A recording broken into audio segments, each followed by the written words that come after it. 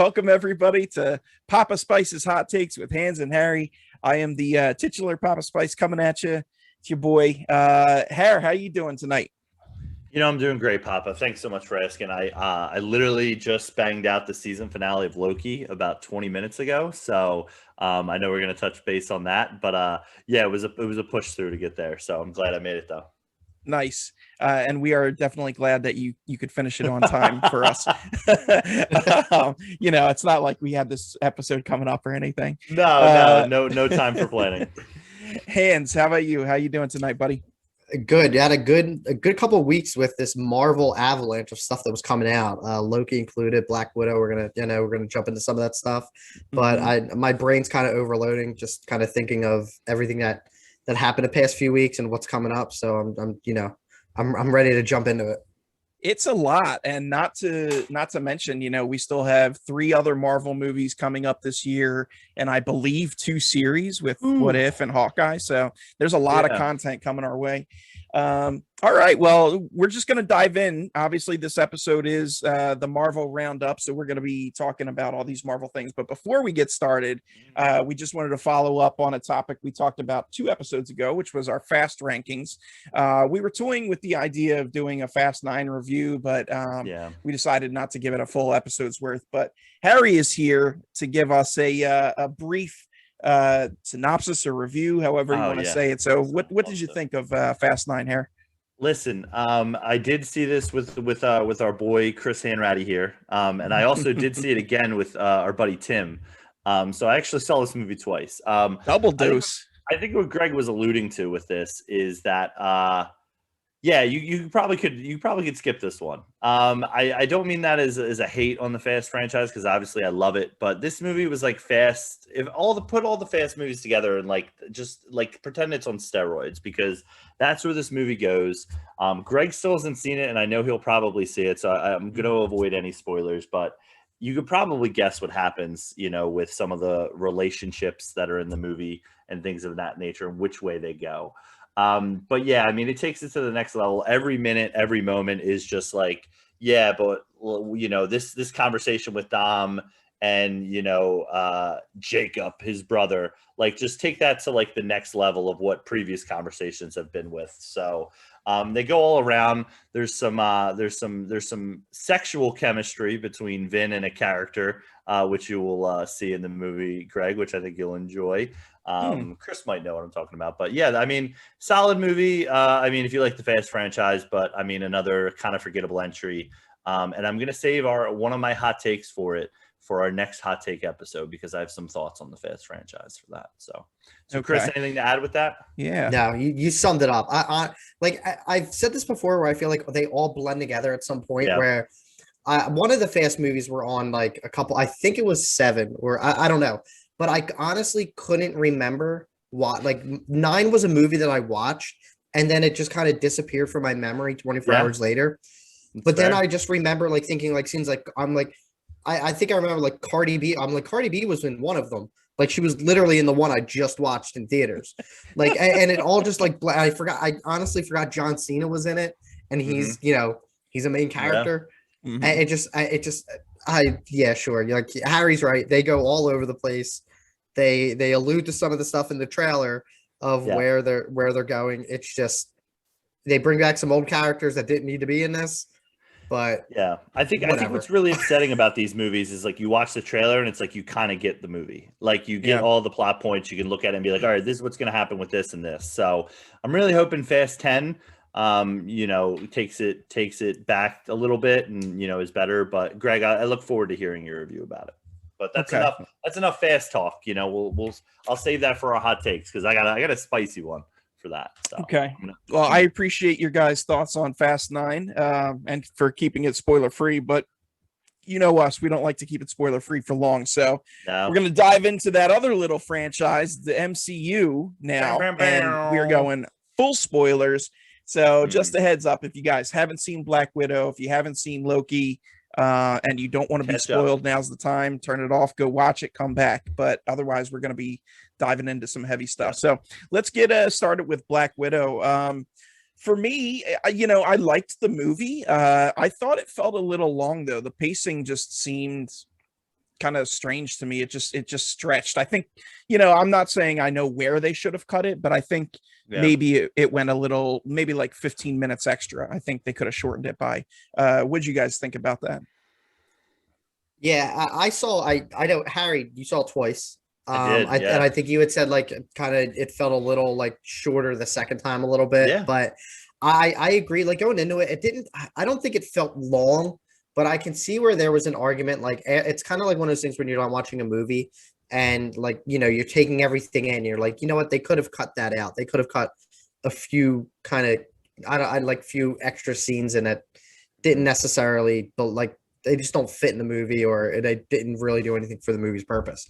I mean, I like the movie overall. Like if I would definitely put it in like in terms of rankings, like somewhere between like maybe like 11 and 15 of my top Marvel movies. I thought the action was good, but yeah, I think that the action was like great. I think they paced it well with where they placed the action compared to like the down moments. I felt like in some parts it was like an overload at like where I didn't really know kind of what was going on. But yeah, I still think like you could chop like 15, 20 minutes. And that's the thing with like most Marvel movies are like that, where they're running about 2.5 hours. And I feel like outside of any movie like Lord of the Rings and like a couple other movies where it's like where I can't see them cutting stuff out. Like it's general stuff where you can cut any Marvel movie down to about 2 hours and it would still be like top tier. So you know, I think it's just maybe it's just editing it later down the road because they're like, all right, well, people waited 2 years for this or like a year, like an extra year for this. Like, you know, let's give go them a little extra. Yeah. Harry, what'd you think? Over long or just long enough or too short? So it's funny because the first time I watched it, I had the same feelings you did, Greg. I was like, wow, this was kind of long. And then when I watched it with Chris again, and I was like, wow, this like kind of flew by. We got to the red room and I was like, wow, this is like, you know, the last like kind of end part here. And you know, I had kind of made a note because like I was thinking about it where they like it seems like they go to a lot of places, but they don't spend much time.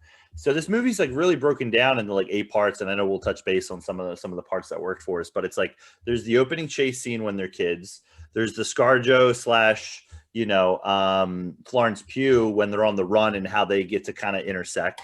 Then there's the Budapest scene where they intersect. They pick up Alexei, they go meet up with Melina, they go to the red room. There's the red room crash, and then it's like the stinger at the end. Like that's pretty much it.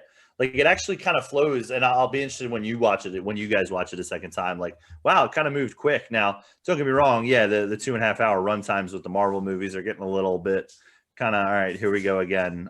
So I'm hoping some of the newer movies are a little bit shorter. I'm hoping Shang-Chi maybe clocks in around 2 hours or so. But yeah, felt like it was fine as far as the runtime the second time through with it. Okay, let's talk highlights and lowlights. For me, highlights were Florence Pugh just kills it like she does in everything. Absolutely. And David Harbour, who, you know, he's another guy I just absolutely love. I didn't see his take on Hellboy, but everything else I've seen him in, I've really enjoyed. And then the lowlights for me were Ray Winstone's accent specifically, because he's got a pretty thick English accent, and it just bled through several times in the movie, which made his character a little less convincing.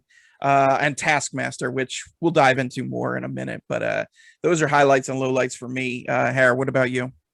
Yeah, I mean, for my notes for the show, I just said Florence Pugh, Florence Pugh, Florence Pugh. Love Florence Pugh. I'll literally watch anything she ever does. With that said, I still need to watch Little Women. So I'm sorry, Florence, but Cooking with Flo, I never miss an episode. So if you follow her on Instagram, that she usually does these little cooking shows. So those are always enjoyable. Yeah, I agree with you on David Harbour. I thought he was fine. I felt like Rachel Weisz didn't really have too much to do or not enough screen time, but I felt like what she did with it was good. Yeah, and I felt like this was the little disappointing for like that Scarlett Johansson kind of had to share the movie with Florence Pugh from like a point of view from her. You know, and I felt like this movie should have came out, you know, a couple of years ago. But yeah, and then as far as lowlights, agreed with Ray Winston and his accent. I kind of didn't really get what they were going with there. Taskmaster, I really enjoyed when Taskmaster was Taskmaster. You know, like the score behind Taskmaster, her spoiler alert for that. you know, with her music, and you know how they kind of used her as almost like a real intimidating factor, like when she catches Scarlett Johansson on the bridge. And then when they're chasing around in Budapest, they really use that to like impact of like, oh no, here comes Taskmaster. So while I agree with you on some points of it, probably as we get into it, but I felt like it was a really good Taskmaster character for being unfamiliar with the character other than Spider-Man video games. So, Hans, how about you?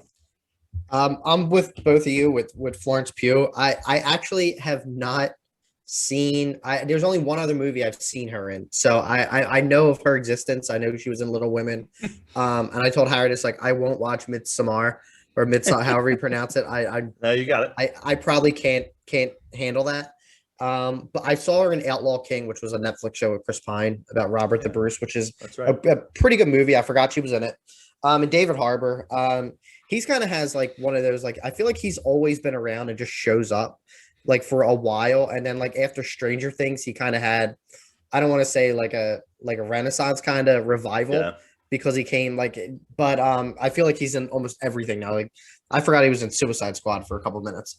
But other than that, I mean, the action was good. Like I said, was a highlight for me. Ray Winstone, I didn't really focus on his character too much, where like his accent didn't take me away. Yeah, like he's kind of just he's a generic like villain in like Marvel world, one and done. And yeah, so and you know, I couldn't really say too much on him. It was fun. Whatever.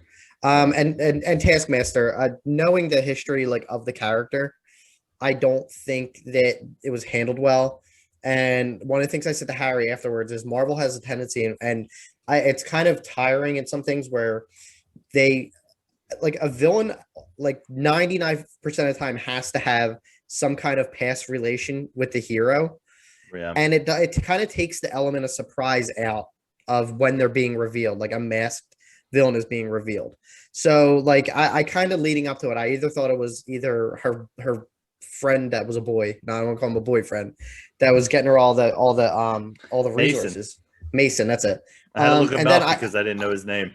Yeah, and then I kind of thought that it could have been the daughter, because you don't, you know, in Marvel you don't see her die, and they keep relying on like bringing her up, and I'm like, I bet you, like in my mind, I'm like, I bet this is the guy's daughter, which isn't Taskmaster in the comics than any video games.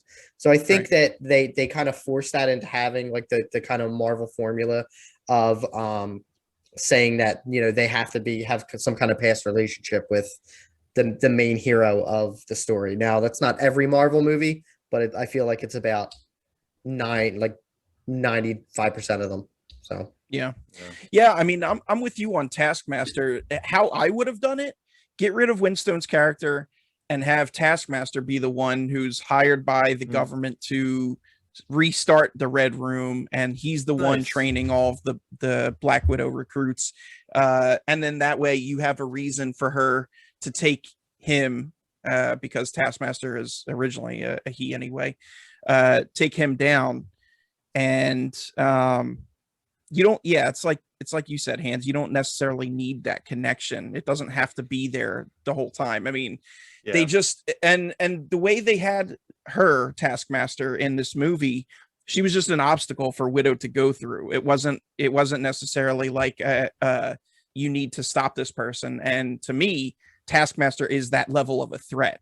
You know, they don't really explain her powers or anything. If they're even powers, it's kind of weird. They just say, oh, she's got a chip in the back of her head, and here, let's stick this USB in, and she's watching footage. Well, I was going to say, it also cheapens the bridge scene for me when like Taskmaster, like, it's like, all right, so you didn't know that this was the Black Widow that like tried to kill you beforehand, but now you, like, once you get to the Red Room, it's like now you realize it. Like, was there, I don't know, it's like there wasn't a conversation you ever had with Papa Winstone and being like, you know, what's the deal here? You know, who did this to me?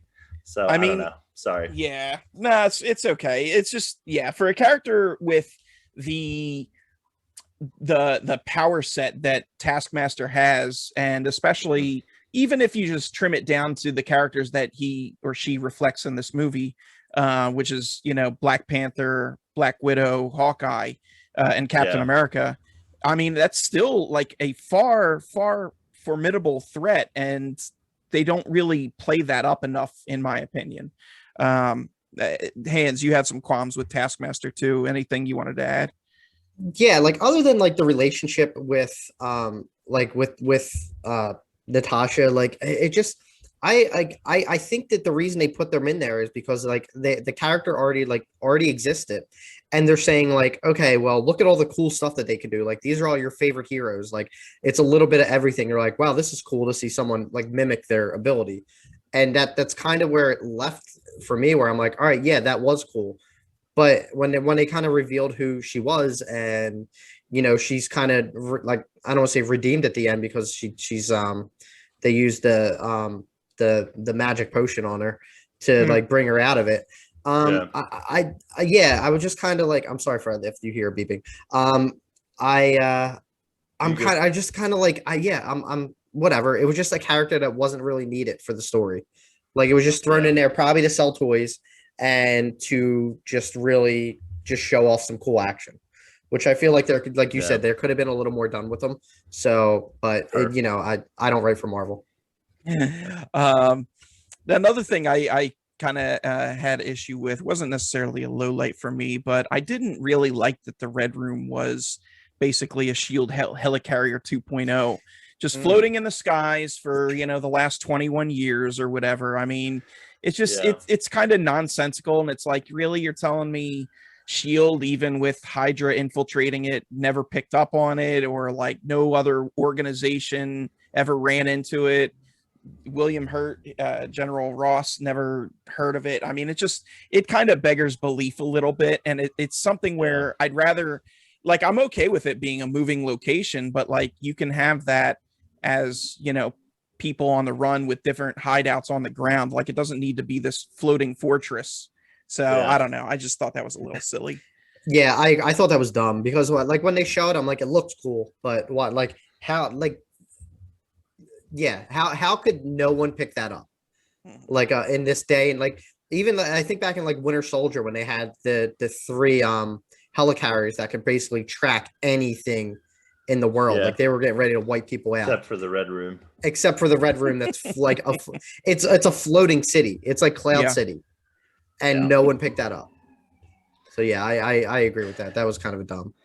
Yeah, were you cool with the Red Room? Yeah, I wish there would have been like some explanation of like, maybe when Natasha was there, or even Melina, like when their characters, maybe it was like someplace in Russia. And then as the organization grew, or as they realized, somebody was closing in on them, that they knew they had to take it to the sky or even underground, as another, choice per se. But yeah, definitely a little silly, or, just kind of using things that are familiar to them with like, hey, we already did one, spaceship in the sky. Let's, build another. So yeah, I would have liked something like that, like maybe a little backstory into like maybe how it grew into that. But it seems like this is my part of the problem with the movie, where it's like you're telling this story that was supposed to happen after Civil War, right? I'm getting that correct. It's like in between Civil War. Yeah, you're doing this like retconning where you're like, hey, this is actually where we're coming back to with this. And it's like, but all this stuff already happened, where it's like, how did nobody, pick up on it? So like, had this come out like after Civil War, like maybe we, are like, oh, maybe it makes a little more sense, but still, that's kind of the problem for me with it, of just, the timing of this movie. Yeah. Now I know earlier I mentioned that I felt the movie was a little long, but something I wish they kind of did was dive into Natasha's backstory a bit more. I mean, they showed us, when she was a kid, and then it flash forwards to present day, and we learn a little bit about what happened in Budapest, and I'm saying Pest, not Pest. Yeah, we learn a little bit about what happened there, but like, give me Natasha the teen years, or like let me see a little bit of that, or some of her Red Room training. I didn't like the movie Red Sparrow, but that is kind of, to me, what training in the Red Room, I guess, would be like, minus the sexual stuff. But give me some more of that. Like I wanted to see more of Natasha and her backstory. And I know it's a trick to balance all the characters that they have in the movie. And, you know, I'm sure they wanted to play up Yelena because she's going to be, you know, the Black Widow going forward in the MCU. But this was, to me, this was going to be Natasha's last hurrah. So I wanted to see more Natasha. Do you guys feel like they gave her enough, or was there more you wanted? I think the beginning, like when she was a teen, like when she was like what 12 or whatever, was I think that was some of the stuff that could have been cut out. I love the opening chase scene at the airport. I thought that was great. Like somehow keep that in. But I feel like that whole like them establishing them as a family and basically turned out to be Russian spies, it just felt like there was other, if they were going to use that time, then yeah, I would have loved to see that, like the whole like Budapest backstory, or somehow like include Jeremy Renner, or, you know, they keep talking about, well, this is her final turn on the Red Room, where now she's going to join Shield. Like they keep talking about it, like this is what she did, this is what she did. Like I would love to see that, or like see her have some communication with Shield on how like they basically, she was a killer that they brought in. And you know, it's all kind of just like throwaway dialogue for the most part. I felt it was throwaway, where they're like, I had to do this, I had to do this, I had to do this. Like to show me 5 minutes of a backstory, right, or something. Yeah. And ScarJo is not like it. I mean, she doesn't look old by any means, so you can have her play that age where she's like early 20s or whatever. Like, I could feasibly buy it. Right. Yeah. Paul Rudd's like 65. He looks like he could play a 25-year-old. Yeah, I was gonna say, like, I think if this movie had come out like 4 to 8 years ago, I think we probably would have seen more of Natasha's backstory, or like a younger, you know, version of, you know, maybe ScarJo's character, you know, before she becomes, you know, the Black Widow or whatever. But hey, I'm all for it if it gives us more Florence Pugh. So really excited to see where they take her character in the future. True. So Stinger, the post-credit scene, how did you guys feel about that? What'd you think? It's obvious that this was supposed to, like, you can tell, like, this was supposed to be the main introduction for Val. Because I don't think, you know, with Falcon and Winter Soldier, where everyone first saw her because like COVID, like, you know, Black Widow got pushed back so much. You can tell that they probably wanted, most people were going to probably see Black Widow first before going to Falcon and Winter Soldier. So I think that's where they like kind of had the primary intention of her, that being her first appearance.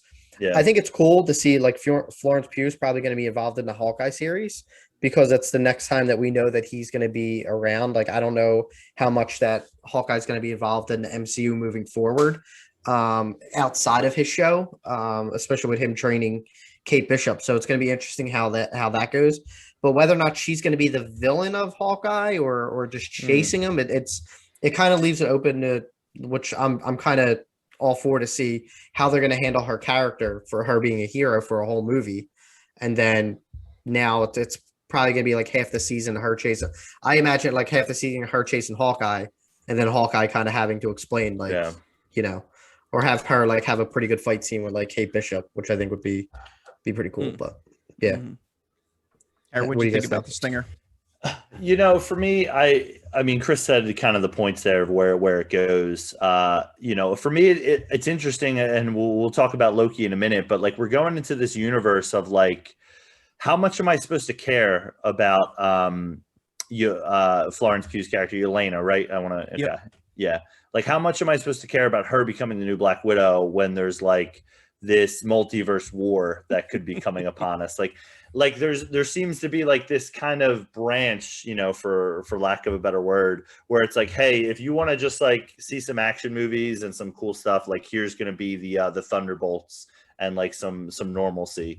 And then if you're into like the sci-fi part of it, like here we go into like the Eternals and you know these multiverse wars. So, you know, I'll be interested to see kind of where it goes from here. But it's I mean, I'm glad that she'll be around for more things. I mean, obviously that was going to be the case coming out of it, you know, and especially, you know, as things go on, it's like, yeah, Florence Pugh is going to continue to do things for us. But yeah, solid Stinger. Just, I always want more from these stingers. Like I remember early on with the Marvel movies, it was like it felt like sometimes the stingers would be like almost 3 minutes, and now they're like a minute of just longingly looking, and then somebody pops up or something. So we'll have to see. But yeah, excited for it. I was pretty hyped too, although I think I got more hype when the stinger played because of the people next to me in the theater. They were like, "Oh my god, stop, no, stop, oh my god." So that was like getting me amped up, and I'm like, "Oh my god, yeah, it is, it's Hawkeye, oh man, it's amazing, there's Val." But yeah, no, I think it's a perfect segue into Hawkeye. I'm assuming that's where it goes with the Hawkeye series. So I think actually it worked out better with Val being introduced in Captain America and the Winter Soldier, because this way we kind of see her a little bit more and get not necessarily an explanation, but get a feel for her as kind of being like almost like a dark mirror version of Nick Fury. So in this, we don't really need to have that guesswork. It's like, okay, she's manipulating the board, but to what end? But yeah, I thought it was a pretty cool inclusion. So like I said, overall for me, I enjoyed the movie. I thought it was good. I don't think it was great. I think you guys probably rank it higher than me. I would put it in the bottom third of the Marvel movies. I don't know where in the number landscape, but it would be in the bottom third. Not near the very bottom though, certainly not there. Hans, you mentioned like where 11 to 15, I think you said.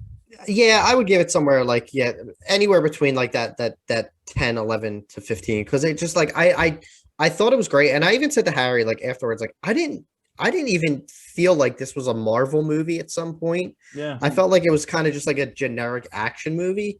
Like I mean, outside of Black Widow, but I don't think there's any pre-existing characters that we've seen on screen other than Ross. I think everyone else was like fairly new. So you could have called this like you honestly could have remade Red Sparrow and called it that, and it would have been I still would have liked it. It doesn't move the story forward except for the stinger. Like it kind of just focuses on a time that we didn't know what Natasha was doing after Civil War, which was I think was a cool fill-in. I would have loved to see them go back to like more Black Widow of her turning on the Red Room and going to S.H.I.E.L.D.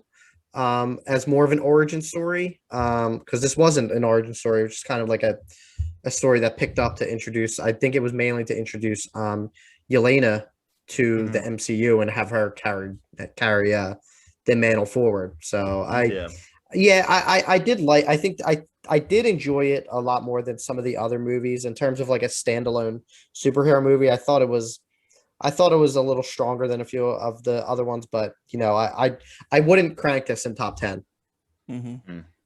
Harry, how about you? Where does it rank for you?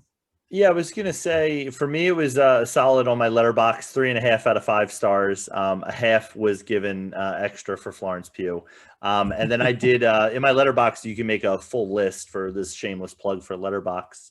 You can make a list of all the Marvel movies, so I made that, and it ranked number 14 on my list.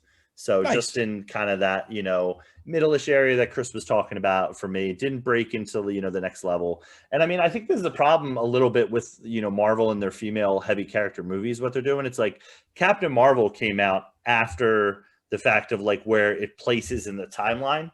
Do you know what I mean? So they're almost like doing a little bit of an injustice of like, I do agree with Chris. This movie can definitely stand on its own, like besides maybe the first like 20 minutes where they're kind of doing a little bit more Marvel timeline, banter. But once it gets past that point, and then they're getting chased in Budapest, it kind of, can carry its own, leverage with it. But now it's like you got to place Black Widow right after, Civil War, but before the other things. And it's like, it kind of, I guess, dilutes the, feeling of watching this Marvel movie. Like it's the first one, that's supposedly in the new, series, or phase 4, I think. And it's like, let's kind of a little bit of a letdown in that way, but yeah, cool. Before we move on, you mentioned letterbox real quick. Obviously if you guys are listening to us or watching us, you're film fans. Harry, what is letterbox for the uninitiated? So basically it's like I would say it's similar to Rotten Tomatoes, where you kind of like there's scores for movies, and but it doesn't fall into, I think, sometimes the negativity that Rotten Tomatoes falls into. Maybe it's because it's newer, maybe because it's still hip and cool to be part of Letterboxd. But basically you can go through there and you basically rank, they have some TV shows that are higher end. They have the Marvel series like Loki and Falcon and Winter Soldier, and they have some higher end TV shows like Chernobyl, and Mayor of Easttown, I think, is on there as well. But basically you can go in there and rate your movies 1 through 5, and it's just a nice little digest. There's really funny reviews. I would highly suggest anyone who loves a certain movie to click on the reviews for it and why some of just the short banter for it. I did that with actually a not great movie, 13 going on 30. Then there's some really funny reviews in there for that. But yeah, it's on you can obviously download the apps, and obviously find it, web page, but it's Letterboxd. I think I keep forgetting the D just because I say Letterboxd. And they got a really funny Twitter, and they're good there with that. So hip and cool. If you want to be hip and cool, get a Letterboxd. There we go. All right. Thank you. Moving on. Let's talk about Loki here. So as you guys mentioned earlier, oh man, that theme song is so fire. I love that theme song. As you guys mentioned earlier, the finale aired today as we record this. So we're going to be going into the full series, but by the time this episode drops for you, our listeners and viewers, it'll be a couple days. So hopefully you've had a chance to see it. Loki, Hans, you got a lot to say about it. Why don't you kick us off here? Dude, I'm so happy to say that I was completely wrong with my expectations of this movie or this show. And on the podcast I've said that I think that what I was afraid of is they were going to overuse Loki going forward in the MCU, and I thought his story was done in terms of the Thor movies and the Avengers. We've seen them, get them out, let go him out in a blaze of glory somehow. Give him his redemption. I honestly hope they make 10 seasons of Loki. And leading up to I thought the whole introduction to the TVA was great. I know they have a small presence in the comics, I believe. I'm not too kind of in depth with them, but I thought that I know they redid the Sylvie character because she's not necessarily Lady Loki. I know they made some changes like Owen Wilson. I'm not an Owen Wilson fan. I loved him in the show. I just felt like he was just Owen Wilson. That's who he really is. I feel like he's an over actor in some movies, but I loved him. His little mustache was great. He, we didn't get to see that jet ski moment that we were all hoping for. Maybe season 2. I know, I'm hoping. But I think that what I was afraid of was that Loki, if it stood alone, that it wasn't necessarily it was going to kind of just be a money grab for Disney to kind of put out a character that we've seen, I think 5 or 6 times. And I think we've seen him die just as many times. And it's kind of he's kind of poor Vision. Vision, they killed him, I think, 4 times on the screen. And they keep bringing him back. Which is the old trope that in comic books, people don't die. But going into it, I was all right, the first episode really drew me in. I thought that the sets were great, were really cool. The production value was phenomenal for the show, which I didn't think it was going to be that high. And you did not know really what the hell was going on until you're able to piece some of the pieces, until they get to the void. You're starting to piece some things together with, if you we'll talk about it, who the big bad is. But it left you in mystery the whole time. It literally took you all over time and space, and to different, you got to see different, different variant Lokis, which I didn't think I would care about and it really kept me invested way more than Falcon and Winter Soldier and WandaVision did. So this is probably my favorite thing outside of Endgame that Marvel produced. And wow. And in terms of character development, I didn't care about Loki 6 weeks ago. Now he's such a great character, and every character on the show I want to see more of. So I'm so glad I was wrong, because I was to the point where every week I was watching, I'm we've the old discussion of, do we want it all at once or week by week? I wanted it all at once. Where's season 2? Yes. Which and that was the big, like, I didn't need, and spoiler, there's no post-credit scene on here. I didn't need a post-credit thing. All I needed them to say was Loki will be back in season 2. And that's all I needed. Like, I left that show with a smile on my face. Yeah, I believe Kevin Feige had said in previous interviews, if any of the Marvel TV series warranted a second season, it was Loki, but he never confirmed. But then when we see that post credit, oh yeah, Loki will be back. It's like, yes, all right, finally. All right, well, that, man, you just dropped a lot to unpack there. How did you feel about Loki? Yeah, Loki's interesting for me because I wish like Cap and Falcon had enjoyed some a little more of the quiet moments. Like I wish Cap and Falcon like would have went to therapy for like maybe half an episode or something, or had like I really enjoyed the Sylvie and Loki moments, like when they would sit down and talk, or when I know Lamentus was an episode that not a lot of people enjoyed, or was like one of the lower ranked ones, but I really enjoyed that episode. Even though it's kind of it takes place on that whole planet and kind of just moves on to like where they're going to go next. I don't know if I love it as much as Chris loves it. So I'm excited for when we do another hot take episode and Chris says this is the best thing Marvel's ever done. And he sells us on that. But I really enjoyed this show. Probably out of the three, I might have enjoyed WandaVision a little bit more just because of kind of, I guess, the relationship kind of like hit a little bit more for me where this, but I'd probably say this is probably the second. And, but yeah, it's tough. They do such a good job with their stuff. It's so hard to like do these rankings. Like I mentioned, when I went through all 24, Marvel movies, I had to like re-rank some because, either I had forgotten it, how good it was, and I recently saw it, or, I was like, wow, did I really think that was this poor, So, but yeah, really enjoyed it, but definitely not as much as Chris, but I'm glad he has this, to brighten his days. He can rewatch all the way up until Shang-Chi. You know me, I get overhyped on things. No, I love it. I love it, man. It's that energy we need. It's that energy we need. Passion. Sweet passion. I thought it was a fantastic show myself. I didn't have any gripes whatsoever about the show. I love how it is yet again a different flavor versus the previous shows and movies. Even that's a fair point. Marvel is so good at taking.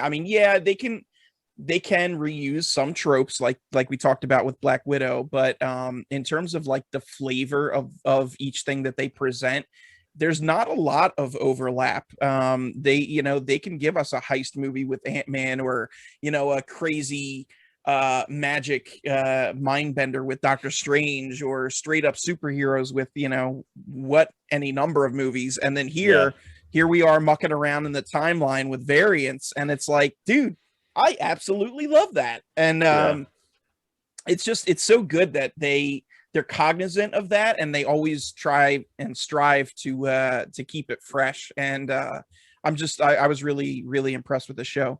I think for me, in terms of ranking the series so far, I would put WandaVision number 1 still, but Loki is a very, very close number 2. And I think really the reason for me is, kind of what you said, Harry, the relationship dynamic between Wanda and Vision. That's kind of what seals it for me. But man, this show was just so good. And the Loki variants, I thought they were all perfectly cast. Shout out to classic Loki, Richard E. Grant, and Alligator Loki, which everybody loves.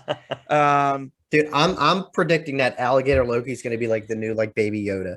Like it's just like I think like after last week, I think Wednesday later, like I think Pop, like Funko already like announced like, oh, here's Alligator Loki, and like you're gonna see things all over the place. Like I've already seen advertisements on Facebook for like Alligator Loki socks and stuff. So like I'm imagining, I'm sure the onslaught is coming. I'll be in Disney in a couple weeks, and I can only imagine that you're gonna see like like the horns. You're gonna see like plush alligator Lokis all over the place. Well, I gotta admit, a real one. Not really alligator Loki, but I did start searching for variant T-shirts, so I might have to cop one of those. There are some out there, So But yeah, so as far as the Loki variants, like I said, perfectly cast, but I have to give special kudos to Sylvie, aka Sophia DiMartino. I thought she was just tremendous in her role. Yeah. Really, really good. And I hope that she is included in season 2 as well, and that her story isn't over. Yeah.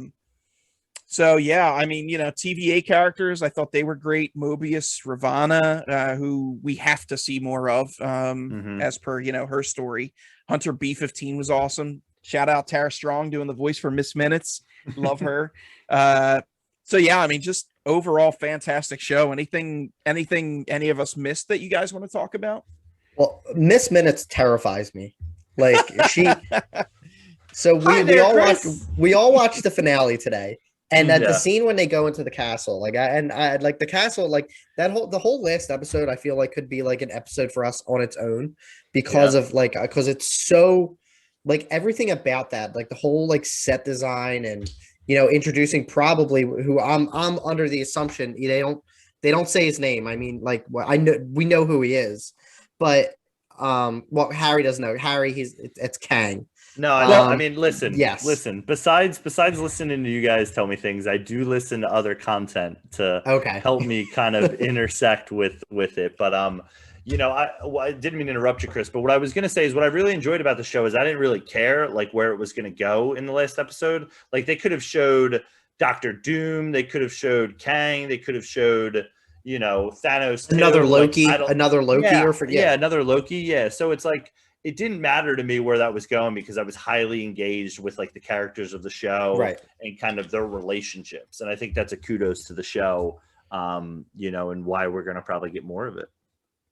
So actually, because I want to touch base on this. I said, hey, did we miss anything? And then I totally blew by all the stuff from the last episode.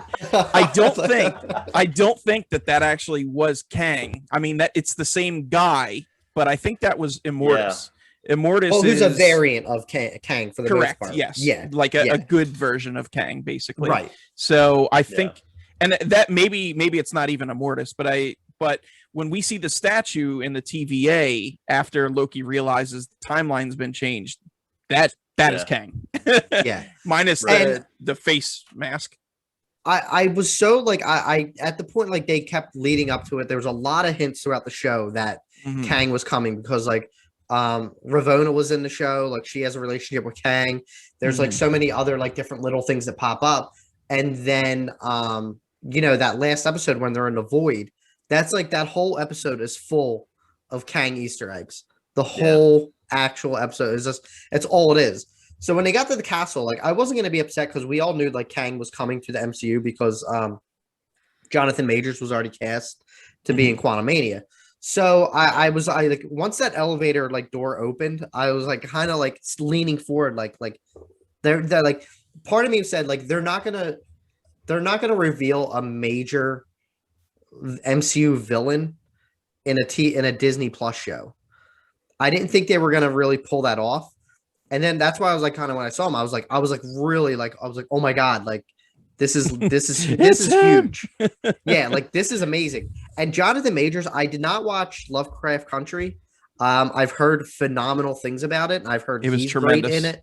Yeah, I'm not familiar with some of his work, but I heard he knocked it out of the park in that. But he was so good in that role. Like you can tell there were some elements of that role that like were definitely like just ad lib by him, just some of his movements and I'm really glad that we got to look at him because I think even though it is Kang for in some form, he's not going to be the Kang that's going to be showing up in Quantumania and going forward. Like I think he's going to be the next big Thanos type character. Yeah. But I thought I like the whole that whole dialogue with him and the two Lokis where it's just like, is he lying? Is he not lying? Like he's playing head games with not just like Loki and Sylvie, but like people watching too, because they're like, what is this guy? Like, is he good? Is he bad? Like he even says like, we're all villains, but I mean, at some point he's trying to justify what he's doing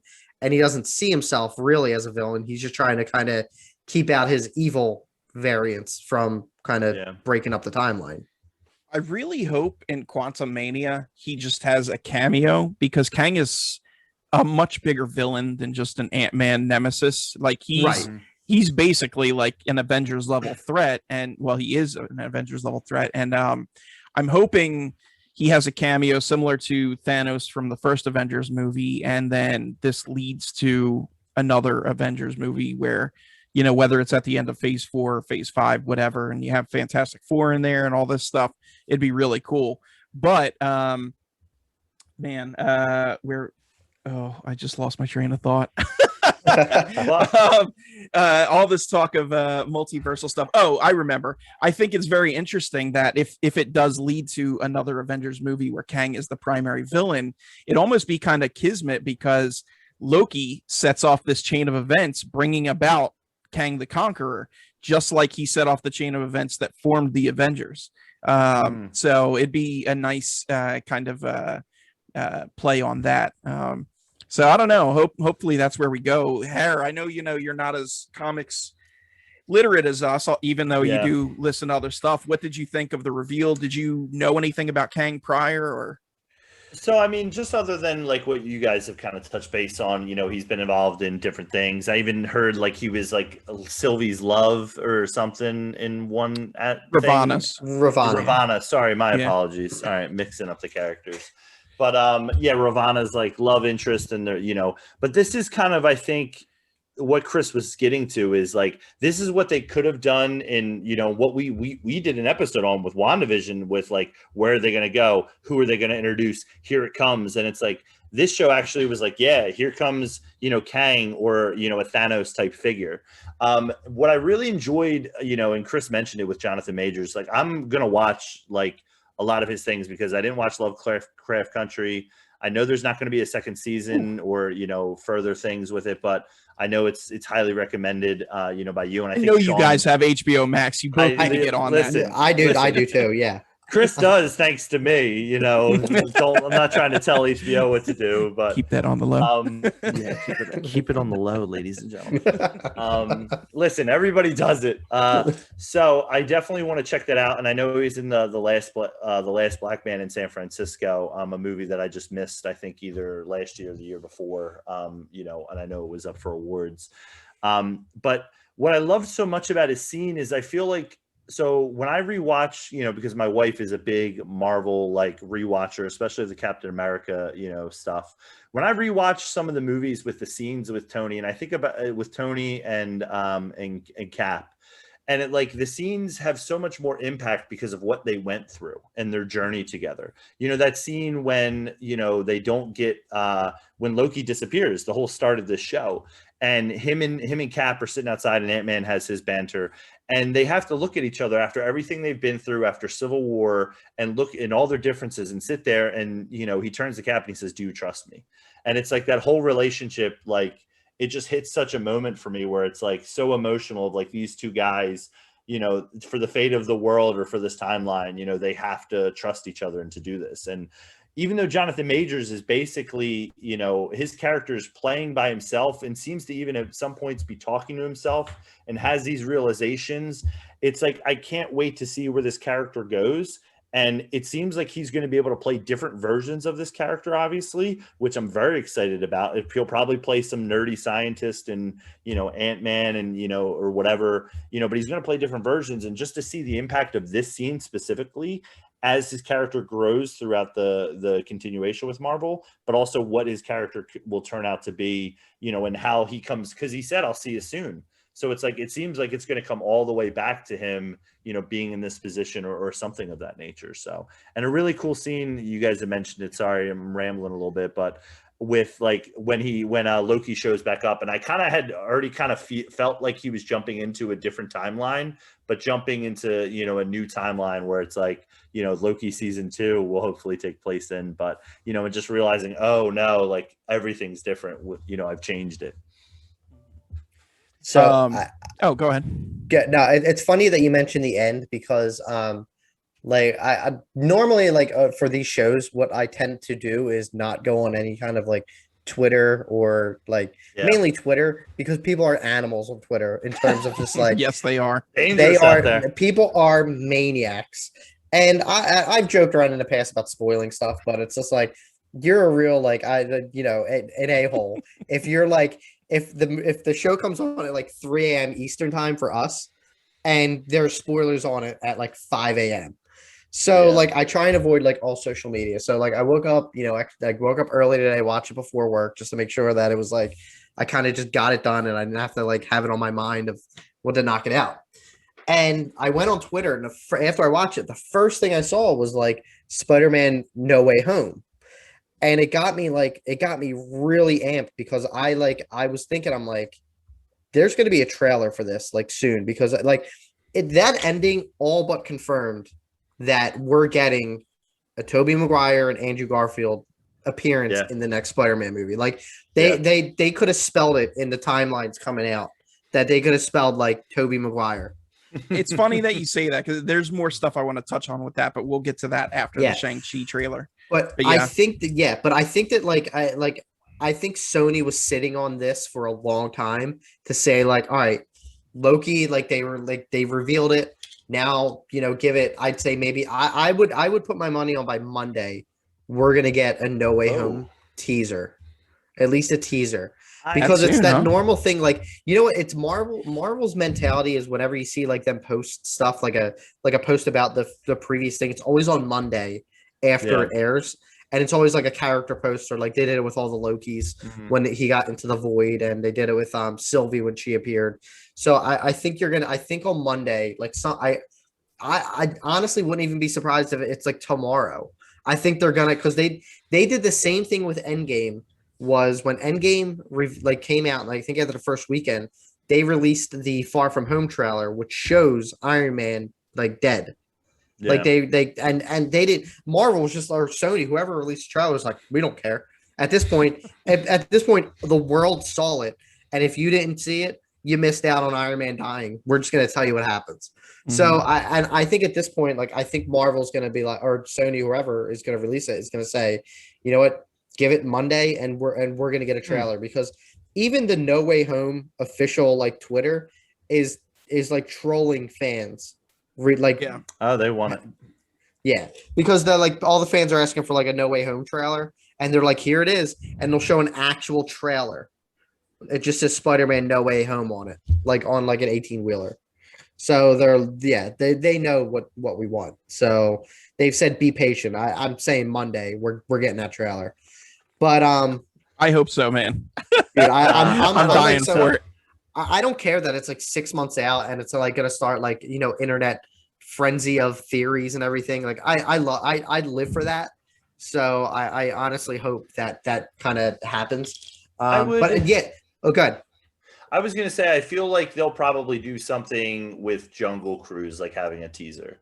Like I think when Jungle Cruise comes out, which is pretty much the end of this month, that'll pretty much be about the 5-month mark before it comes out. Now I could be wrong, like you said, maybe they're going to tie something in, but I think like Jungle Cruise could have like a trailer where there's a teaser, and then I think maybe for Shang-Chi there might be a full trailer because that'll be about 3 months out. But or my other thought was what's that? Oh no, that's too far out. That Free Guy that they're starting to like, which I guess we can talk about that for a minute. Yeah. That we're getting, like, that's the first, we got the, I don't know if you guys have seen that. Yeah, I didn't watch it yet, but I saw it all. It's pretty funny. It's interesting to see. Like I guess that's like Deadpool's official entrance to the MCU. Breaking but it's walls. Pretty cool. Yeah, it's pretty cool. Real quick with Loki, were there any Easter eggs that got you guys? Because I know one everybody talks about is the Thanos copter. Yes, that's my favorite. Yeah, I popped even harder for Throg, the Frog of Thunder. I loved seeing him. I saw that. My wife saw that and said, "Oh, that's Thor," and I said, "Huh?" And then I like we had to rewind, and I was like, "Oh yeah, you're right." And I was like, "But yeah, I guess that's like a thing." So, oh yeah, no Easter eggs. He just had a really big role in the recent story arc that wrapped up in the comics. So he's a bit of a bad guy. Well, not a bad guy as in bad, but yeah, I mean like kick butt. My favorite was the Thanos copter because it was just flat out like it. I don't even necessarily want to it was an Easter egg, but it wasn't like hidden. It was just flat out like, this is one of the silliest moments in Marvel history. Like whenever I see the picture of like Thanos in that one passenger helicopter flying it with Thanos on the side. Yeah. It cracks me up. So just imagining like Josh Brolin as Thanos flying that thing like all over, like I Well, thought thankfully the TVA pruned that timeline. I know it was. I was like cracking up. I had, I was kind of laughing to myself like for a minute. The Throg was cool. I like that, but then like they threw out like other than like the non-Kang ones. Nothing really pops in my head other than I know like I thought Lamentus itself I know was an Easter egg in I think it's like the Kree or Skrull world somewhere. Yeah. But I actually one Easter egg that I didn't find it myself. And you go back and watch it when Owen Wilson's driving that pizza car. I think he I don't know if you guys are familiar if you've seen Cars, who he voices Lightning McQueen. Mm-hmm. At one point, Lightning McQueen says if you want to go left, you turn right. Owen Wilson's driving at one point, I think he turns left and the car goes right. So that's a fun little Easter egg. I didn't find it. That's cool. Someone else was much smarter than I was to discover that. I don't know if that was just a coincidence, but I'll take it. I'm calling it an eagle-eyed viewer out there. I know. These are people that like freeze the frames and like it takes them like one straight rewatch and then like 7 hours to watch the second time. I don't have that time.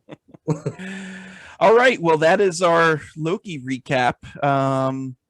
Yeah, for all time. Always. I honestly like I could always I could go Loki all day, all day, every day. I'm gonna have work meetings. I'm gonna start bringing up Loki. The Papa Spice branch out for Chris's Loki takes. Loki, my Loki podcast. all for always. Loki for all time, always. Loki. Yep.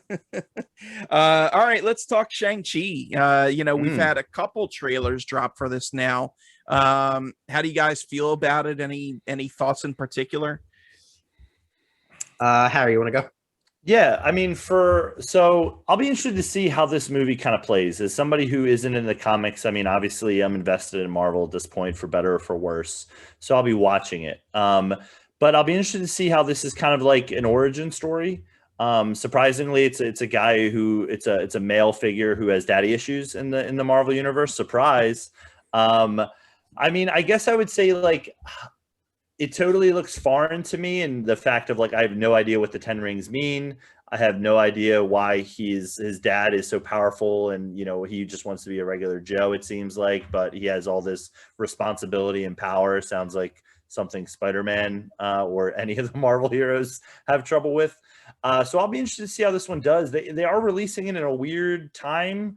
I mean, I wonder if they're crunching it because of just, the delay of everything, where this might have gotten maybe a summer release or, a November release. And just because of everything, it's getting pushed to September. So I'll be interested to see how it does. Cause I mean, Black Widow did pretty well. And it seems like, the Marvel train can kind of keep going, but I'll be interested to see how this kind of origin story of a new character kind of grabs people. Cause, I know that was some of the issues, like when Thor was coming out, like everybody was like in, for Iron Man, Captain America and Thor, they kind of, their first movies didn't really do that great until they kind of, established themselves a little bit more. So I'll be interested to see how it goes, but excited for it. The trailer looks pretty cool. I know we talked Mortal Kombat, during our video games podcast, and like, I kind of wish like Mortal Kombat might have done something like this, where it just kind of pitted the, two characters against each other. And it seems like him and his father are just going to be kind of, going back and forth on that. So looking forward to it. Mm-hmm. Chris? And so how about you? I like how they're basically doing the 10 rings right, because, their first introduction to MCU was back in Iron Man when the terrorist group was called 10 Rings.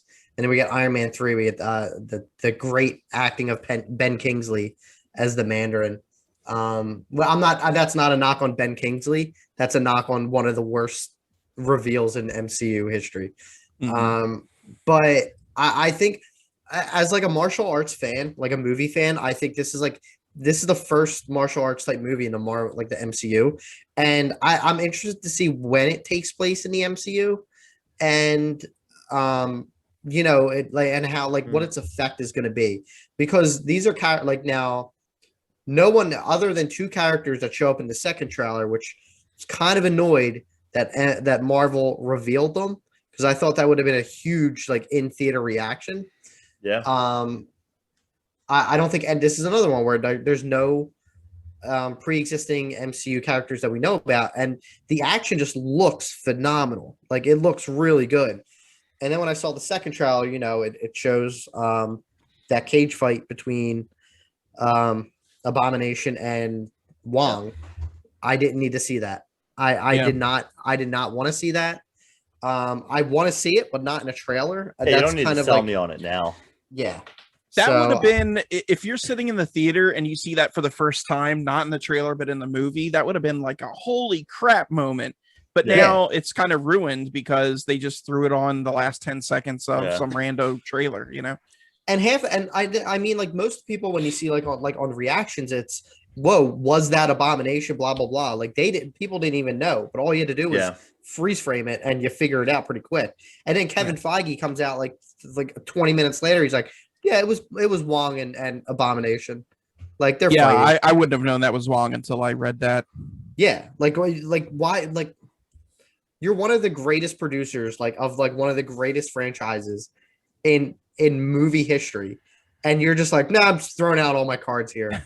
Yeah, I feel like this might be something where it's like he's hiding some cards, you know what I mean? Still, and he's kind of showing us this and getting people to be like, oh man, he's showing us, Abomination. And it's like, well, actually, I didn't show you this. Was that me? No, that might be some trolls out there, not you. You have a better voice than that. It could be too, because maybe they don't expect this movie to be, an Avengers level that's a good box office gross. So it's like, let me throw in a little bit of spice in the trailers to give people incentive to come out. Oh, I forgot to mention Akin Fenwa. Aquafina. Aquafina. Yeah, sorry. Akin Fenwa is a football player. But yeah, Aquafina is in nice comic relief in there. Really enjoy her, and I think she'll be a nice, comic relief in there. Yeah, Go ahead. Yeah, I was just gonna say I'm not familiar with her music stuff. I've only ever seen her as an actress, but everything I've seen her in as an actress, I've enjoyed. I thought she does good with her roles, so I'm excited to see her in this as well. See, I'm like on somewhat like, I don't want to say the opposite end of the stick with that. Like I feel like she's like overdoes it a lot. Like she had a show on Comedy Central, which like I watched like a couple episodes of, and I thought she was like too much for it. I loved her in Raya and the Last Dragon. I thought she was great as Shisu, I think is the name of the dragon. I don't know. I thought she was great in that. I feel like she's, as long as she doesn't overdo like kind of the comedy, like I think she'll be fine.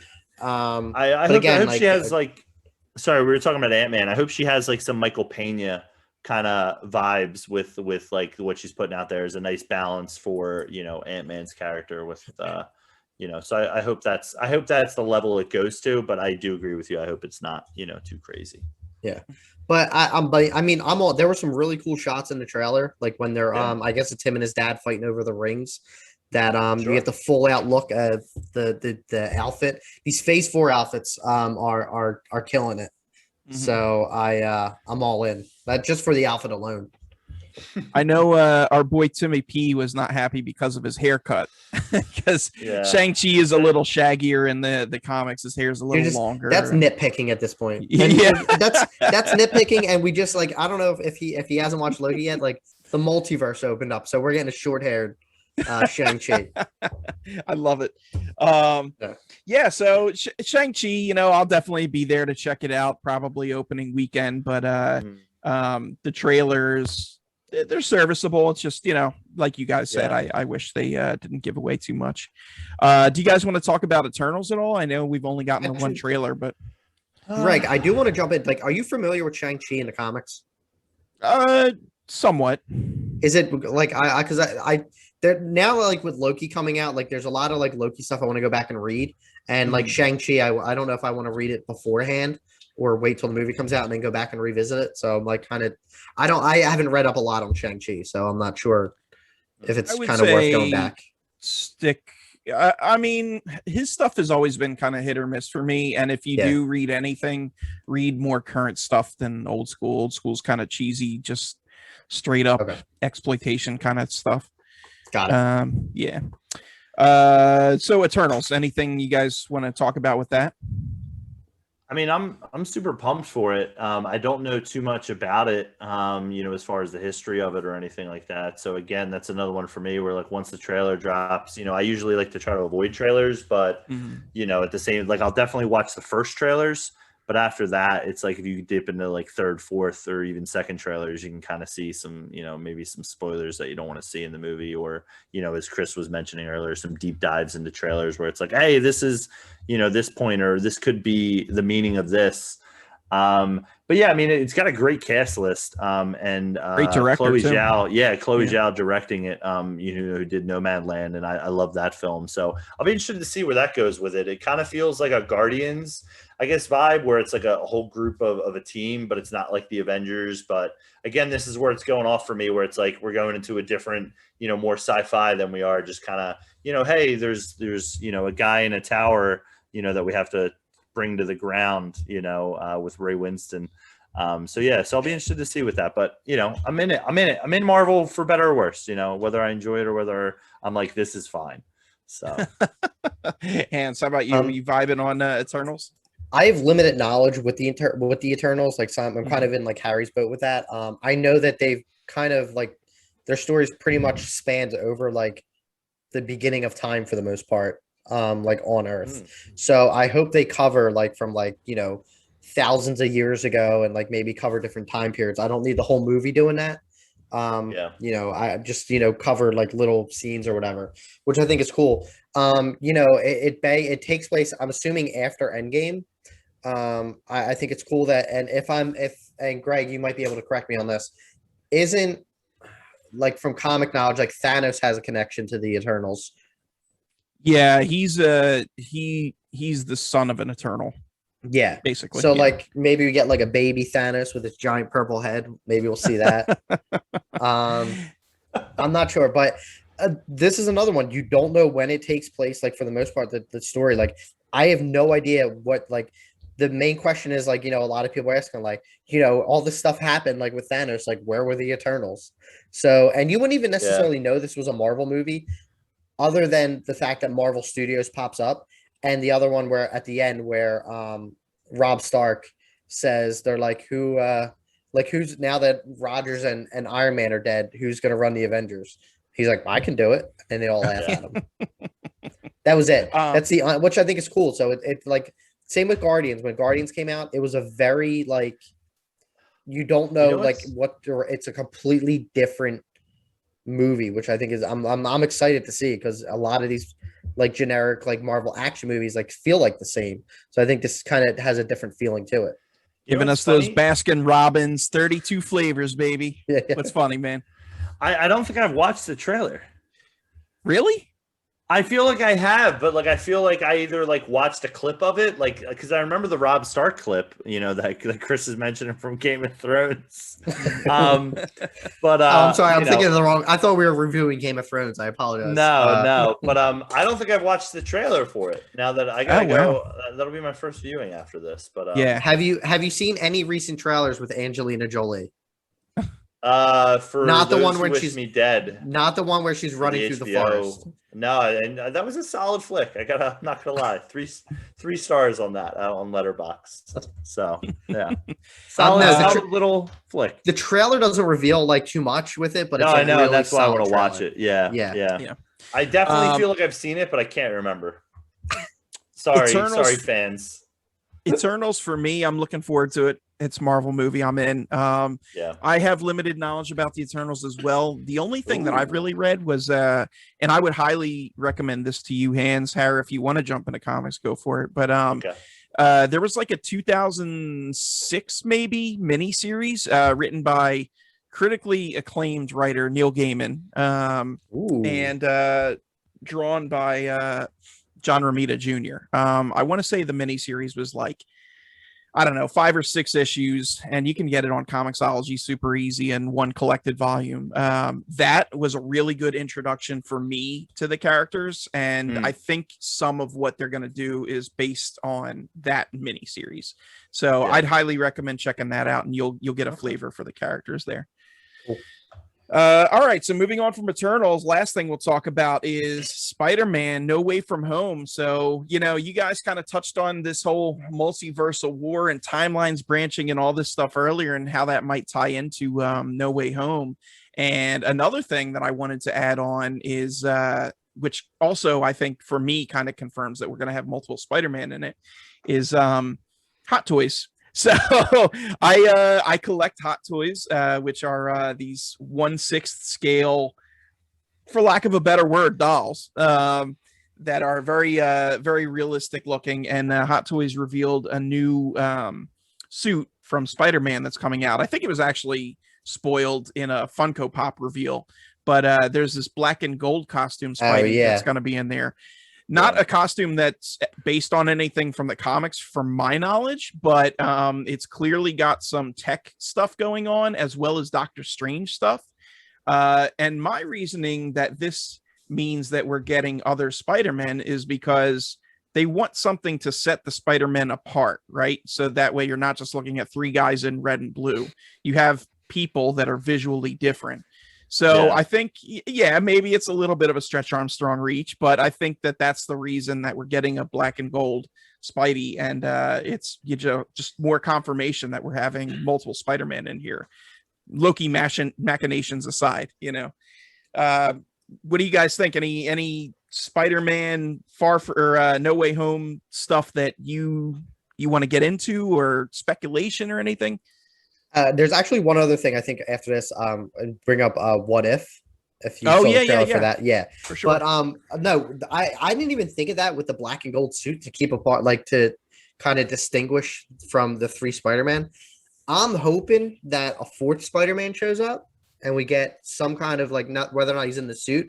I'm hoping we get like a Miles Morales reveal sometime. I would love to see him in here. Yeah. But I'm amped for it ever since they announced it. That the possibility that, you hear all these rumors that Tobey Maguire's stunt double is saying, or his double, Spanish dubbing is recording something and he won't say what it is. And, it's all these goofy things that people are running into Tobey Maguire in the park and ask him about it. He's giving them a wink, whether or not that's true. But, you think about it and you're I feel like if this is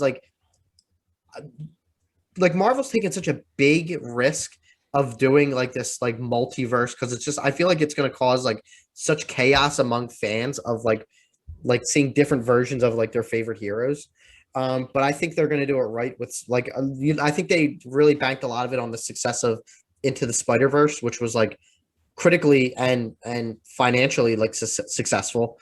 It's one of my favorite superhero movies. So I think they're kind of went in a different direction, and they're all right, well, we have two other live action Spider-Man and we're kind of going towards a multiverse. Sure, let's just, let's just try it. So it's going to be cool. I'm not a big fan of the Andrew Garfield Spider-Man. I've only seen each movie once. And that's probably all I'll ever see of each one. We saw the second one together, right? We sure did. We sure did. And I think it was a double feature with Jobs, with Ashton Kutcher, if I remember correctly. Right. Yeah.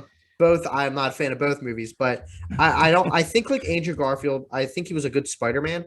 I just think the movies weren't that great. Which we're getting Jamie Foxx as Electro back, which yay, I guess. Yeah. But I think it's cool.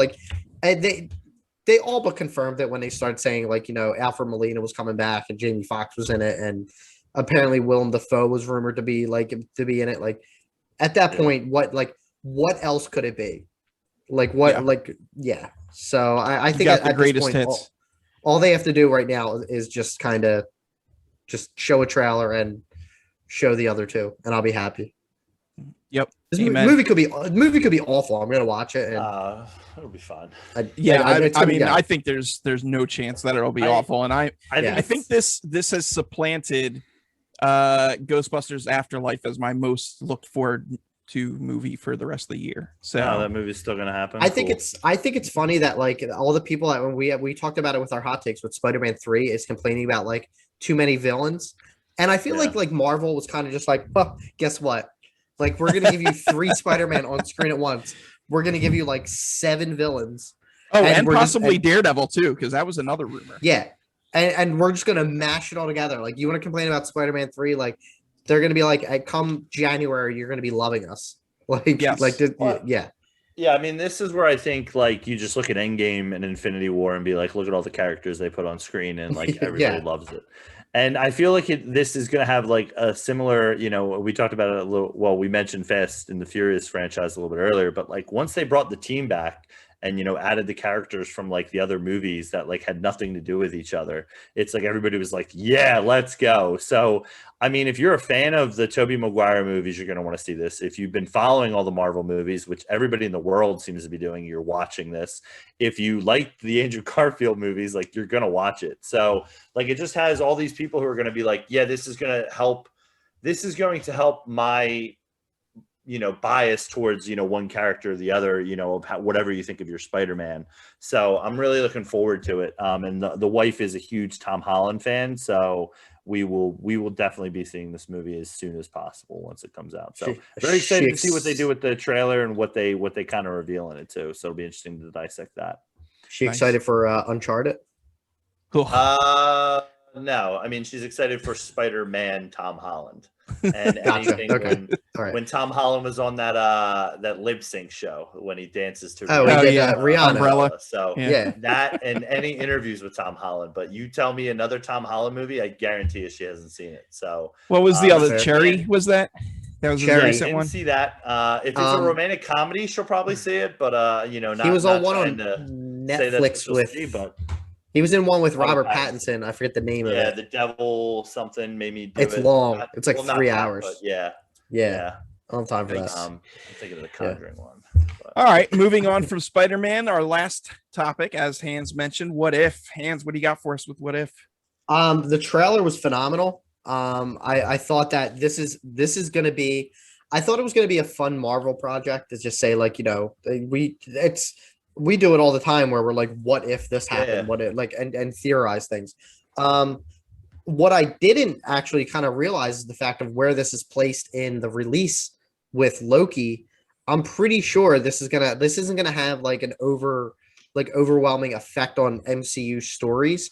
But I think that like with the whole multiverse opening, I think this is gonna be a lot of like they're gonna knock out your theories like and say like basically like Loki opened up this multiverse of saying like what if Peggy Carter was Captain America? Like they're gonna have some fun with the multiverse before they actually jump into like the MCU canon timeline for the most part. There's a lot of really cool things where it shows like Ultron with the gauntlet and all 6 stones. It's a quick shot. It's the last voicing or last acting credit for Chadwick Boseman, which is cool. Like I didn't know he recorded lines for that. So to hear him in the trailer was pretty cool. But then it's like all things it's like you don't even consider it. You're like, yeah, what if T'Challa was picked up by the Ravagers instead of Peter Quill? Like Yeah. then it just opens up like a whole line of like, different more what if stuff. So I think it's really cool that they're doing it and they're gonna have some fun with the multiverse stuff. The animation style looks great. I'm all for it. So I don't know if you guys had time to watch the trailer or not yet. How did you check out the what if trailer? Yeah, I did check out the trailer. I mean, it's definitely something that's I always like to. It seems like it's more of my speed because it seems like they're going to do maybe not dark stuff, but stuff that's like either off the wall or a path they wouldn't have taken a major, major chance with a movie or even with one of the shows. So I'm really interested in it. I'll be interested to see. I don't know if it's dropping all at once or if it's dropping, weekly. I don't really know. It'll be weekly.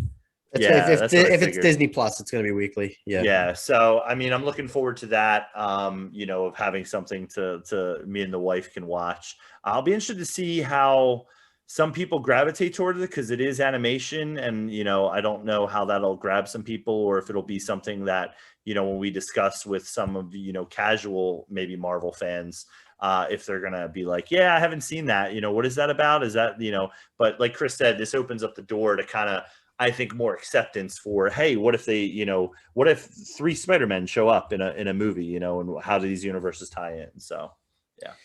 I gotta say, like, I saw somebody online knocking the animation. They're like, this looks cheeks, and I'm like, no, not What? at all. This dude. looks This so looks good. amazing. Yeah. Yeah. So I don't know what that person was on, but clearly it is altering their perception. Yeah. But I think yeah, I think go ahead. go No, ahead. go ahead. No, You go go. ahead. All right. No, I think it's cool. After you, sir. Sorry. No, I think it's cool that all the like the original actors are coming back to do the voices too. Like you're not having like it's not like they're gonna have that's definitely a cool element. Almost. I think I don't think like Robert Downey Jr. is coming back. Downey Jr., Chris Evans, and Benedict Cumberbatch are not going to be back for some reason. I don't know why. They said pay us. They're probably on that old pay scale model of like the movies. They're like, yeah, this isn't in the contract. How much are you paying me? I was saying like, yeah, okay.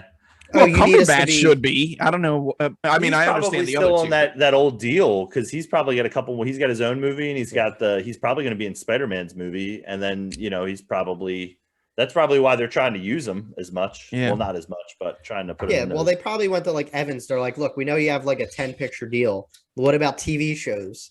So he's probably just like, nah, I'm out. What were you gonna say? Sorry. Oh yeah. So yeah, I mean, animation style. Yeah, it looks fantastic. I love the concept. I used to love reading the What If comics.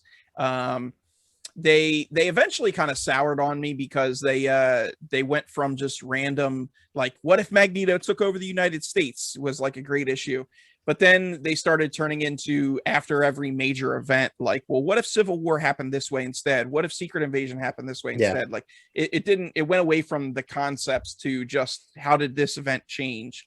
So at that point I kind of turned away from them, but yeah, I mean the show looks great. The Chadwick Boseman thing, like you mentioned, it's definitely going to be bittersweet. I even have goosebumps now talking about it. But when I saw him in the trailer, I was like, oh man, I forgot he did do this. Yeah. So, but yeah, I'm super hyped. I'm definitely looking forward to What If. Yeah, I didn't even realize it was coming out like soon, like for the most part in the next couple of weeks, like middle of August.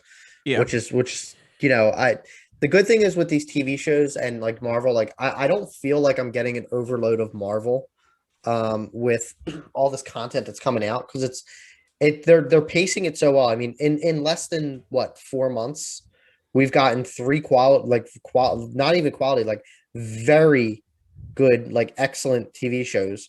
Well, Black Widow, a good movie. But then it's like starting to like say like you're never gonna have like I feel like there's always gonna be a Marvel thing, like give or take like 2 or 3 weeks. But I don't feel like it's kind of like a lot of people felt like with like Star Wars fatigue, where it was like every year a movie was coming out. I feel like Marvel right now they're good. I feel like I feel like Marvel's storytelling is much more superior right now to Star 100%. Wars overall story. It's more varied too, right? Yeah. Like I love the stuff like the Clone Wars, and I haven't watched the Bad Batch yet. But I love all like the Mandalorian and all. But I think like overall, like Marvel's going to be like in 50 years, I think a lot of people are going to kind of steer away from Star Wars. Like they're still going to be kind of 50. Around. And now, sorry, yeah, I would say now. It's tough because the Mandalorian's still hanging around, and I feel like if you say like a franchise in your mind, like name me a franchise. To any random person or any like regular Joe, they're gonna say Star Wars. Like, give me a big movie star. Like, yeah, but they're gonna just rely on the original trilogy. Like, Marvel is at least presenting new things that you're interested in. Like, I have no interest in the Bad Batch. No interest. Didn't watch the Clone Wars. But the normal person doesn't. Like, those shows weren't made for like my parents who watched Star Wars in the theaters. They were made for like people now that are following the story. But I think like Star Wars has that like that identity of saying like that's the biggest thing since sliced bread for like 30 years. Right. And I think you're going to get to the point where people are growing up with this franchise and they're saying like, Marvel's even though now like financially it's probably overtaking Star Wars because it has like 24 movies. So, obviously. But other than that, I think like in terms of quality, you're just going to like Marvel's just going to keep pumping stuff out. They have like, even though they say they have a 4-year plan, they got a 10-year plan. And it's I think Disney's going to start kind of taking some funds from Star Wars. And I think they're going to start like, they're going to keep giving money to Marvel because like Feige at one point, I think he should run the world. in my opinion. Like I should write his name in for the next election. There you go. Vote Feige. All right. Yes, Feige for Prez. Well, that does it for our Marvel Roundup. We're all good here. Harry, anything for the peeps? I mean, hey, if you stayed with us this long, I hope you enjoyed the Marvel content. There'll be more to come. Mention Shang-Chi. What if? We'll probably touch base or at least mention some comments on that. So look forward to that stuff, guys. Mm-hmm. Hans, anything for the peeps? As Harry said, thank you for listening, for lasting with us this long. I know we're like, I don't even know what number episode we're on at this point. We're like 15 or 16. 15. Just banging it out for the people, putting it out for the people. That's right. But no, I appreciate everyone listening. If you have any kind of ideas for anything you want to hear, or you enjoy our hot takes, maybe we'll put some fun spin on those in the future. But yeah, thank you, and please like, subscribe. Please follow me on Twitter. I was at 100 followers, and then I think I got dropped by someone who probably has an OnlyFans because I didn't follow them back. That's gold. Yes, as Hans said, please like, share, subscribe. If you're listening on iTunes, leave us a 5-star review. All the good stuff. Thank you guys so much for joining us as always, and make sure you live spicy.